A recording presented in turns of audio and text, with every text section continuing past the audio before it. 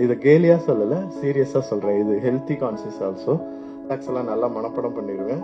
Co actors ஏதாவது miss பண்ணா கூட அவங்கள அப்படியே கூடியது கையெல்லாம் ரத்தமாயிருச்சு ஸ்கிரிப்ட புரட்டி புரட்டி.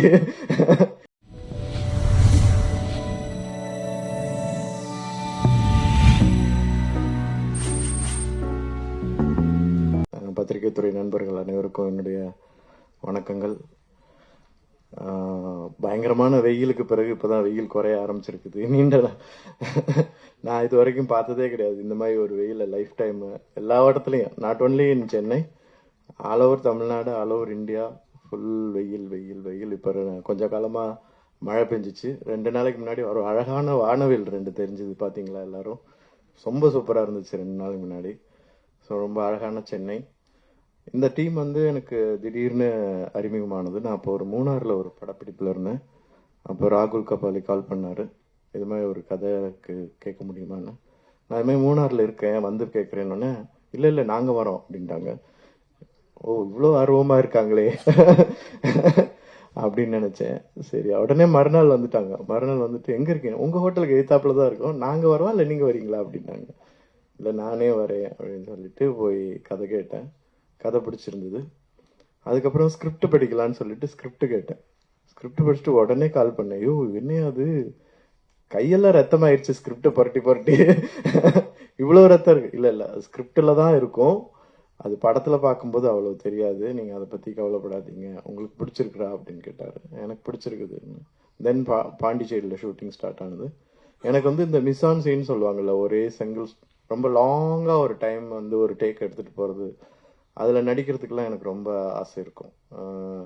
எல்வி பிரசாத்தினுடைய ஸ்டூடெண்ட்ஸ், எஸ்பெஷலி டைரக்ஷன், அந்த ஸ்டூடெண்ட்ஸுடைய ஆஸ்தான மிஸ்ஆன் சீன் ஆக்டர் நான் தான் ஒரு பீரியட்ல. மிஸ்ஆன் சீன்னா வந்து ஒரு 5 minutes ஃபிலிம் கொடுத்துருவாங்க அவங்களுக்கு. அந்த ஃபிலிம் வந்து 16 mm ஃபிலிம். ஸோ அந்த 5 minutesல ஒரே படம் எடுத்துடணும். 5 minutes படம், கட் எதுவும் இல்லாம. ஸோ நான் வந்து நிறைய டைலாக்ஸ் எல்லாம் நல்லா மனப்படம் பண்ணிடுவேன்.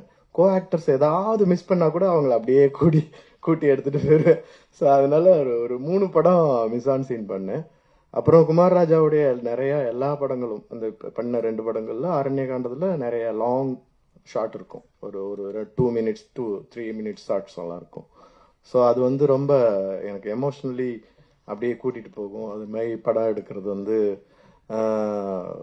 ஒரு ஆடியன்ஸை வந்து கட்டி போட்டு வைக்கும். ஒரு நல்ல ஆக்டரும் நல்ல பிக்சரைசேஷனும் டயலாக்ஸும் அதுக்கான மூடும் இருந்துச்சுன்னா ஆடியன்ஸ் வந்து அந்த சீனை திரும்ப திரும்ப பார்ப்பாங்க. எப்படி நம்ம பாடல் காட்சிகளை திரும்ப திரும்ப பார்க்குறோமோ, காமெடியை திரும்ப திரும்ப பார்க்குறோமோ, அதே மாதிரி சீன்ஸை நம்மளால பார்க்க முடியும்.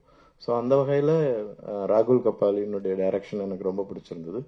மொத்த டீமும், எஸ்பெஷலி த டிஓபி நந்தா ஆண்டும் பிரவீன் ஆகட்டும், ரொம்ப பொறுமையாக ஒர்க் பண்ணாங்க. ஏன்னா புது டைரக்டர். ஸோ அதனால அவங்க எல்லாருமே புதுசு. எனக்கு ரொம்ப பிடிச்சிருந்துச்சு புதிய டீமோட ஒர்க் பண்றதுல.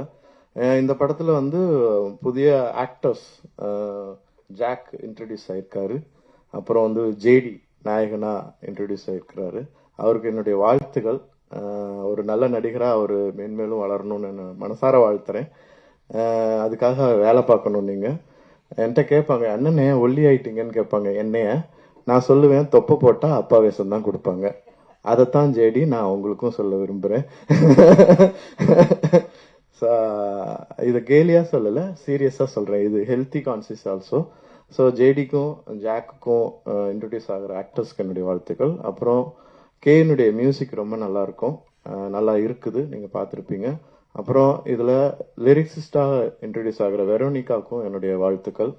அவங்களுடைய வரிகள் ரொம்ப பவர்ஃபுல்லா இருக்குது. எஸ்பெஷலி சாம்பல்கள் நிற கனவுகள், அந்த இது வந்து ரொம்ப நல்லா இருக்குது. அவங்களுக்கும் என்னுடைய வாழ்த்துக்கள். இந்த படம் ரொம்ப நல்லா வந்திருக்குது. இதுல ஒர்க் பண்ண எல்லாருக்கும் என்னுடைய வாழ்த்து தெரிவிச்சுக்கிறேன். நீங்களும் மீடியா நண்பர்கள் இந்த படத்தை பொதுமக்களுக்கு நல்லபடியாக கொண்டு செல்லணும்னு வேண்டி விரும்பி கேட்டுக்கிறேன். ரொம்ப நன்றி. தேங்க்யூ.